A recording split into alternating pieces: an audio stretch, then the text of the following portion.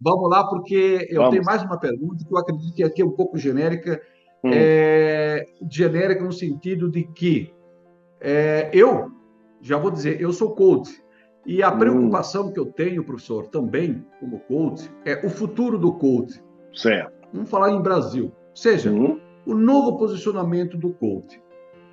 Como nós falamos agora, até agora, o coach, não tenha dúvida, ele sempre veio com uma, eu diria assim, com uma ideia de levar a pessoa do ponto A para o ponto B. ok, Beleza. Ela não trata do passado em si, trata daqui para frente, do futuro. Mas ok. diante de tudo que nós falamos, eu diria assim que a pessoa está muito mais focada no passado do que no futuro. Sim. Ou seja, há essa incongruência. E eu preciso começar a entender também esses passos, já que essas pesquisas estão mostrando exatamente isso. E o que eu quero dizer com isso, professor? Uhum, Sem dúvida nenhuma, o coach, como eu falei, ele está sendo um divisor de águas, né, para a uhum, sociedade. sim. Mas nós não podemos, eu diria assim, ignorar o que nos assombra, né, pela frente. Ou seja, as pesquisas, né, não sou eu que estou dizendo, né,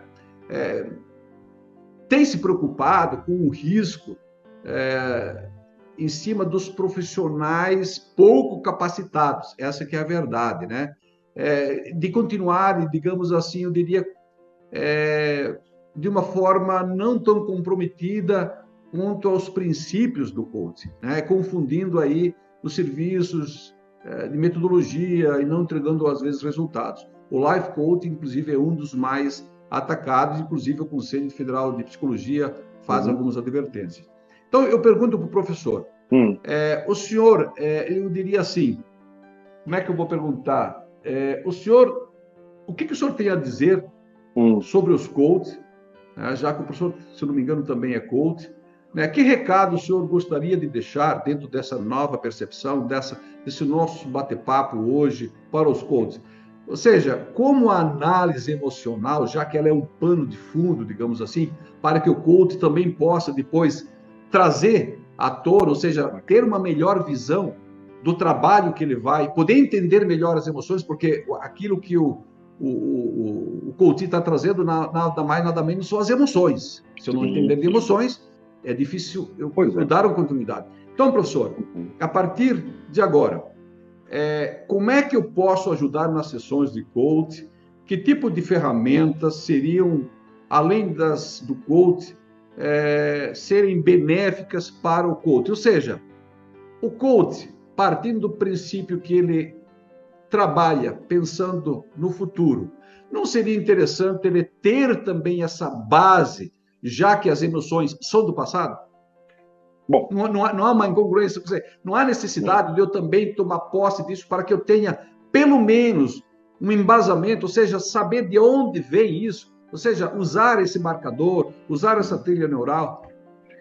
Estou certo ou perfeito, estou Mário. errado, professor?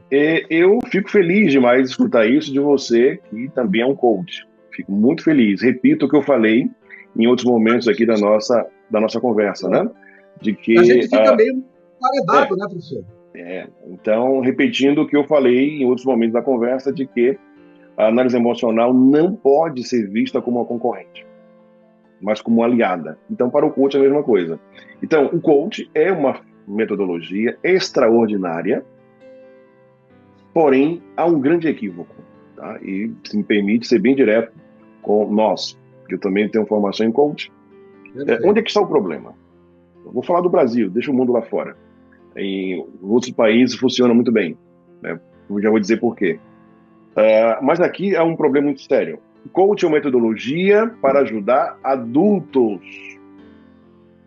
Adultos. E por que não dá tanto certo, Jailson? Porque quando você aplica a metodologia, você não tem, coach, a consciência ou talvez o conhecimento ainda, de que você está aplicando ali, na verdade, para um adulto infantilizado. Você está aplicando a metodologia para adulto, mas na verdade aquele adulto é uma criança. Como assim uma criança, Jailson? Né? Ele já é maior de idade? Não, não estamos falando de idade aqui, não. Estamos falando de desenvolvimento. aquele adulto que você acredita que já é um adulto, que é o teu cliente, que é o teu coach, ele carrega tantas informações equivocadas, traumas, equívocos, dores, sofrimentos, que ele está aprisionado na sua infância. E então, por isso, quando você aplica a metodologia do coach, possivelmente você não consegue ajudá-lo. Claro, nós estamos falando de um cenário geral. Compreende? Então, aí está um grande ponto. Coach é para adulto. E a sua provocação faz todo sentido. Então, que tal agora o coach? Antes de aplicar o coach e suas ferramentas, ele aplica análise emocional antes. Porque ele vai conseguir mapear a base que norteia aquele seu cliente, aquele ser humano que está à sua frente. Olha aí que eu vou falar, tenho ensinado a meus alunos. Isto é colocar a humanização no processo de coaching. Quando eu pego a minha ferramenta e simplesmente entrego, aplico para o meu cliente, sem considerar que talvez ele ainda não esteja preparado, apto para aquilo, eu estou no processo de desumanização. E aí vem de novo a fundamentação da análise emocional. Observar os seus pilares, né? Observação, compreensão e direcionamento. Então, talvez um coach, ao atender um cliente, ele consiga, com a análise emocional, inclusive, identificar que, além do coach, esse cliente precisa também de terapia. Então, veja como se abre para nós, né, as possibilidades através da análise emocional. Então, vejam, de novo, que fique bem claro isso, não é para a análise emocional ser vista como uma inimiga, sei lá, como uma concorrente, coisa parecida. Pelo contrário, eu tenho, através dela, uma aliada extraordinária para conseguir ajudar ainda mais efetivamente o meu cliente. Então, quando você provoca sobre o coach, é a mesma coisa que falamos anteriormente sobre a organização. Né? Então, uma empresa que contrata um excelente treinamento, só que não surte efeito, porque aqueles colaboradores estão no patamar, olha aí, de aptidão emocional tão equivocado que o treinamento se perde. Então, não é culpa do treinador, não é culpa do conteúdo que o treinador entrega, mas da imaturidade emocional que aquela equipe inteira está cometida. E como descobrir isso antes? Aplicando a análise emocional. E aqui fica, se você me permitir, Mário, o convite para que as pessoas de novo acessem o site analiseemocional.com.br, estude, veja a fundamentação científica, assista aos vídeos e venha conhecer a análise emocional. Venha ser um analista emocional. Sendo analista emocional, você não estará negando ou se desfazendo de nenhuma profissão que você já tem, de nenhuma formação que você já tem. Pelo contrário, eu tenho defendido que, sendo analista emocional e se apresentando desta forma, você poderá usar todas as formações que você traz na sua bagagem.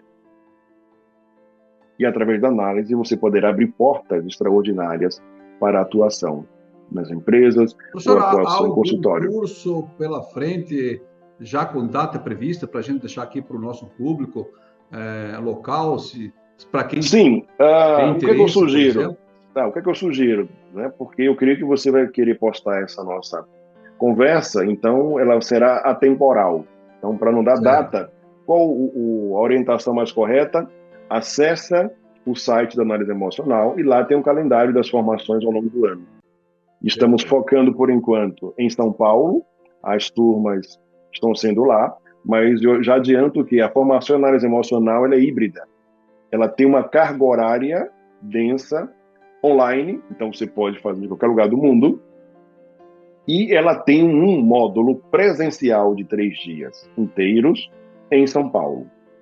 Então você pode escolher a data e estará lá conosco. E, inclusive, falando de mundo, você é a prova viva disso, estamos conseguindo trazer pessoas de outros países para conhecer a análise emocional. Inclusive brasileiros que estão morando fora do país e trabalham lá com o desenvolvimento humano, inclusive coaches, estão vindo se formar em análise emocional para levar isso lá para fora. Então, de repente, você que está me ouvindo agora, você é um terapeuta, você é um analista comportamental, você é um coach, você é um advogado, você é um médico, enfermeiro, fisioterapeuta, não importa a sua profissão. Né? Venha conhecer a análise emocional e ser um analista emocional certificado para atuar. Tá bom? Professor, há algum pré-requisito, então, para essas pessoas? Bacana. Então, quando elas conseguirem acessar o site, terão uma descoberta, eu creio que seja bem interessante para elas, tá? Ok. A análise emocional, como eu expliquei anteriormente, ela é uma metodologia desenvolvida e você vai encontrar a possibilidade de que, ao fazer análise emocional, você poderá escolher uma ramificação da análise emocional. Hoje temos 6. Então, temos o analista emocional terapêutico, o analista emocional corporativo, o analista emocional financeiro, o analista emocional educacional, o analista emocional esportivo, que é uma área interessantíssima, né, de muitos atletas, personal trainers, enfim, que estão indo para lá, e temos a análise emocional do bem-estar e saúde. Então... Professor, vamos fazer o seguinte, eu estou com o tempo estourado, eu Sim. vejo que nós podemos, professor, se o senhor, professor aceitar, trazermos então esse conteúdo para uma próximo bate-papo, aí sim o professor vai poder elencar. Aí podemos falar e diretamente sobre isso, entrarmos de fato nessa metodologia, se alguns obviamente tiverem interesse, né? Porque eu creio que seja interessante as pessoas entenderem melhor, né? Aqui a gente trouxe de uma maneira genérica, né? Mas agora a gente pode, então, numa próxima oportunidade, falar só sobre isso. E uma outra questão, professor, já que nós falamos aqui sobre empresas, talvez a gente deixe para a próxima, então, tá? Como as empresas, de fato, podem lançar mão da inteligência emocional de uma forma muito prática, ou seja, a minha empresa, a partir de amanhã, se eu quisesse contratar o Instituto, o professor Jailson, para fazer vamos supor, esse clínico geral, para eu poder, de posse disso, tá? Sentar com o RH e podermos trabalhar em conjunto e direcionar as ações, isso é possível, né? Sim, com certeza. Então, vamos falar isso numa próxima oportunidade, vamos marcar, e aí a gente traz isso. Vamos falar um pouco mais do coach, vamos falar um pouco mais, você aprofundar mais na empresa, que é onde eu tenho mais interesse, no sentido de fato, trazer algo novo. Eu vejo que o RH, ele precisa, né, revitalizar, ele precisa se reinventar, essa que é a verdade. Continuar se reinventando sempre, mas agora com muito mais, eu diria assim, de posse desses dados, dessas pesquisas, dessa pós-pandemia, que houve uma inversão, né? Eu acredito que o RH, ele tem um papel extremamente importante dentro das empresas. Aliás, sempre teve, agora muito mais. Professor, meu muito obrigado, de coração, foi muito proveitoso. Eu creio que, como eu falei no início, as pessoas que ouviram, é um assunto disruptivo, um assunto que requer cuidado, que requer atenção, principalmente dos proprietários, dos donos da empresa, mas também do colaborador, da pessoa física, do indivíduo como eu, né, no sentido de a gente buscar se entender melhor. Ou seja, que emoção move você neste momento? É o que eu deixo para o final. Né? Falamos tanto. Nesse momento, qual emoção você poderia agora trazer à tona que está movendo você? Talvez seja de alegria, talvez seja de tristeza, talvez seja de raiva, talvez seja lá o que for. A verdade é que algo lhe trouxe essa emoção. Agora, como você vai fazer isso? Então é importante, eu acredito, de fato, nos conhecermos melhor. Professor, mais uma vez, muito obrigado. Aos que estiveram aqui acompanhando, meu muito obrigado.